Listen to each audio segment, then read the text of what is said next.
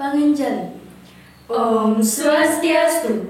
Assalamualaikum warahmatullahi wabarakatuh. Salam sejahtera, Salam kebajikan. Shalom dan Namo Buddhaya. Yang terhormat, Dewan Juri Advest Universitas Indonesia 2022. Yang saya hormati, Panitia Advest UI dan seluruh hadirin yang saya cintai. Presentasi di akhir pekan sambil lomba di Universitas Indonesia. Hari ini kita kenalan.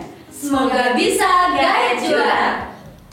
Perkenalkan, saya Nikada Fitria Paranita. Saya Jessica Liviolanda Rianto. Dan saya Nima Demeiska Dwi Cahyani. Kami dari SMA Negeri 1 Sukawati.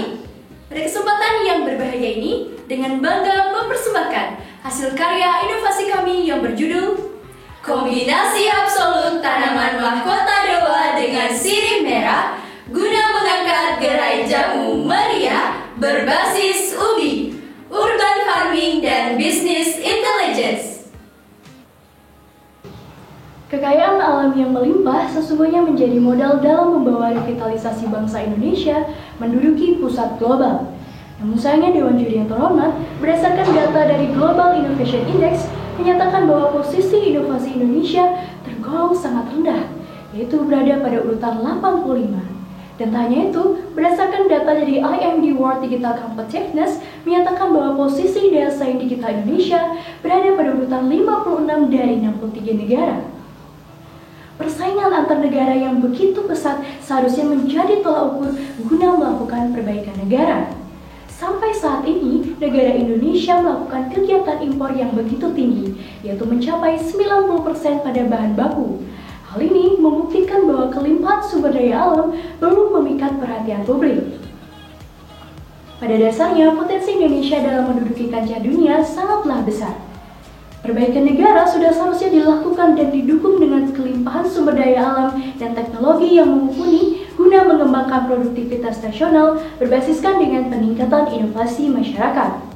Penulis bertujuan merumuskan gagasan inovasi dengan menggunakan sumber daya alam sebagai objek utama dan menganalisis strategi produksi maupun strategi distribusi yang berdaya guna. Tak hanya itu, dalam perumusan gagasan inovasi, kami juga harus memperhatikan bahwa kita harus selalu beriringan dengan program-program pemerintah dan melihat apa keperluan masyarakat pada dewasa ini. Sebagai generasi muda, tentu menjadi tantangan dalam memecahkan problematika yang dialami bangsa. Kehadiran mahkota dewa atau dikenal dengan buah simalakama disinyalir dapat menjadi komoditas potensial penopang industri pertanian.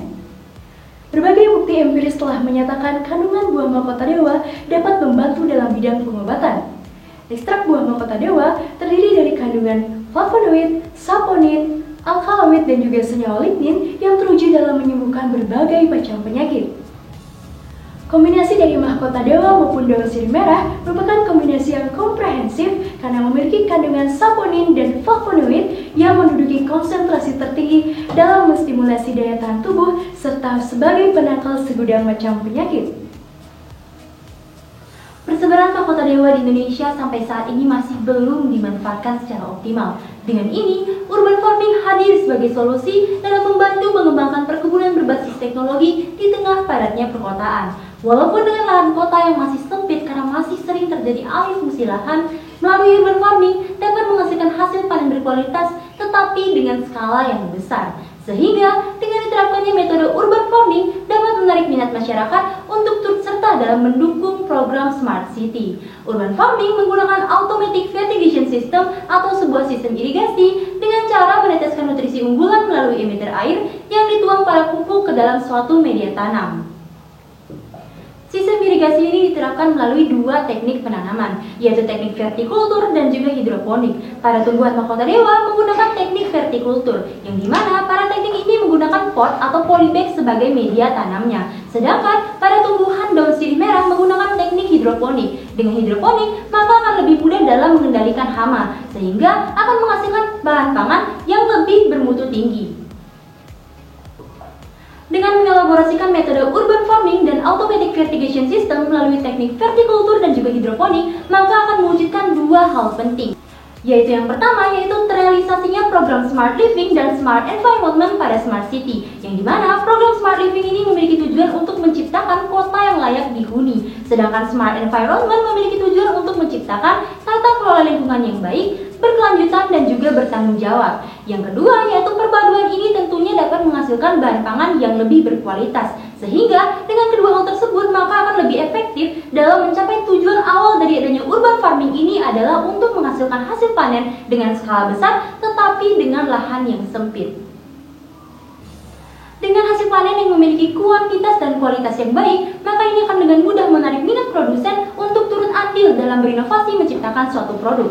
Produk dengan kearifan lokal dapat dijadikan sebagai landasan rancangan produk untuk memperkenalkan ciri khas Indonesia ke kancah dunia. Jamu merupakan salah satu contoh dari kearifan lokal yang patut dijadikan sebagai komoditas ekspor Indonesia. Maka dari itu, penulis berinovasi untuk menciptakan suatu kombinasi absolut mahkota dewa dan daun sirih merah menjadi produk berwujud jamu sebagai suplemen yang unggul.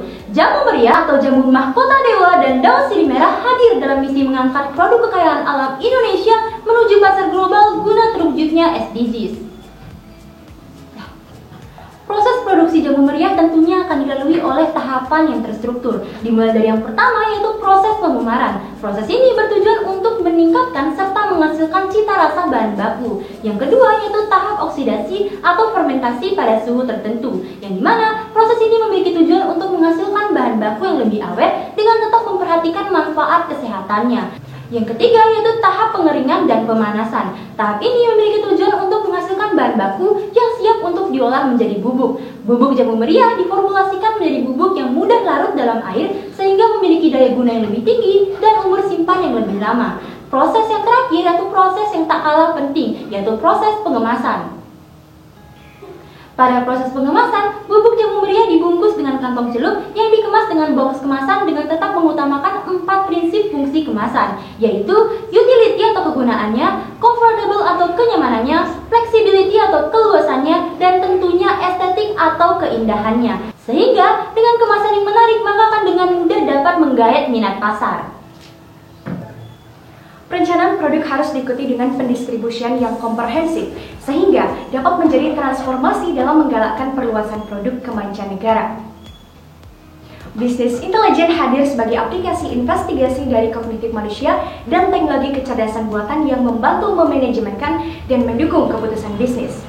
Bisnis intelijen menganalisis penganggaran, perencanaan dan perkiraan yang menjadi kunci untuk tetap terdepan dalam kinerja persaingan penjualan, pemasaran kompetitor, serta dapat memproyeksi perencanaan untuk jangka panjang. Bisnis intelijen menganalisis seluruh data yang kemudian disimpan dalam database dan kemudian digunakan untuk berbagai kepentingan bisnis. Keunggulan tersebut memudahkan pihak manajemen untuk mengerti kebutuhan pasar dan mengevaluasi data trend secara real time, serta dapat menentukan target atau indikator kinerja utama. Keseluruhan profit unggulan tersebut menjadikan bisnis intelijen sebagai analisis model bisnis yang reliable jika dibandingkan dengan analisis model bisnis lainnya. SAP Business Object hadir sebagai aplikasi bisnis intelijen yang mengunggulkan pelaporan, analisis, dan visualisasi data yang interaktif. Fokus utama platform ini adalah membangun pelanggan serta rantai pasokan digital.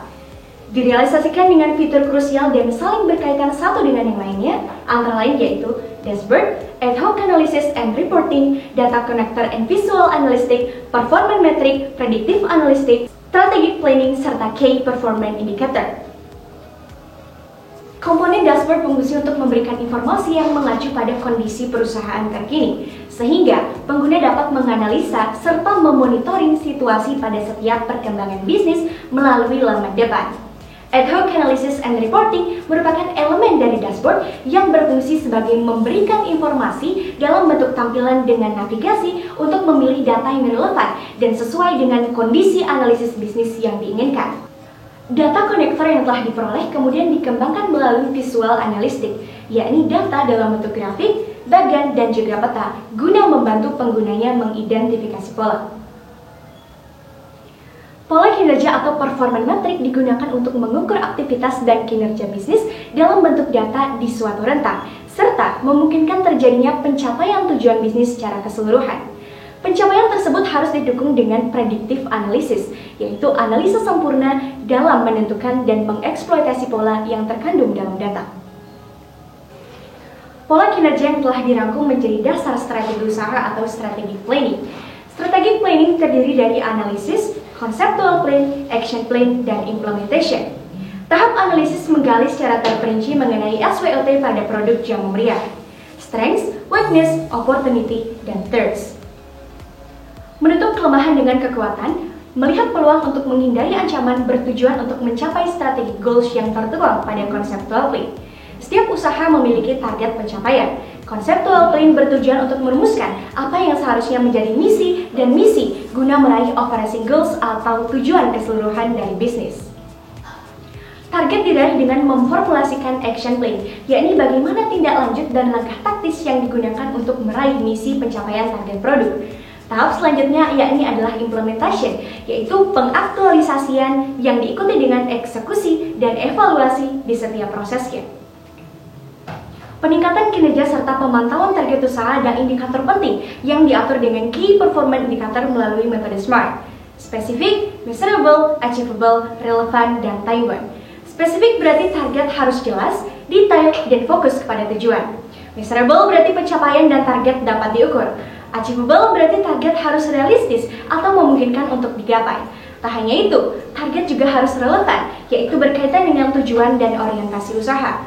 Namun, setiap tujuan memiliki batas waktu yang ditentukan, sehingga time-bound menjadi aspek krusial untuk diperhatikan.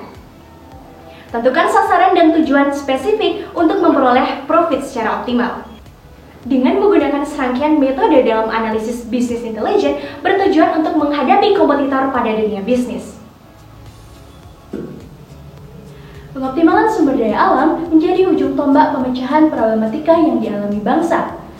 Keberadaan mahkota dewa dan daun sirih merah menjadi komoditas ekspor potensial yang menyimpan sejuta khasiat. Melihat limitasi bangsa saat ini, maka penulis menghadirkan produk jamu meriah, mahkota dewa dan daun sirih merah yang berbasiskan dengan UBI, Urban Farming dan Business Intelligence.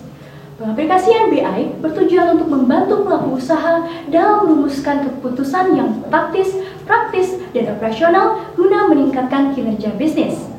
Kombinasi inovasi, sains, dan teknologi bertujuan untuk mencapai peningkatan dan perbaikan suatu negara. Hadirin sekalian, seperti halnya disampaikan oleh Ralph Waldo Emerson bahwa kekayaan yang paling utama adalah kesehatan. Karena itu, jamu meriah hadir sebagai solusi. Sungguh gemerlap mahkota dewa mengangkat jamu berbasis ubi. Terima kasih atas perhatiannya. Tim Bali pamit undur diri. Om Santi Santi Santi Om. Wassalamualaikum warahmatullahi wabarakatuh. Salam sejahtera. Salam kebajikan. Shalom dan Namo Buddhaya.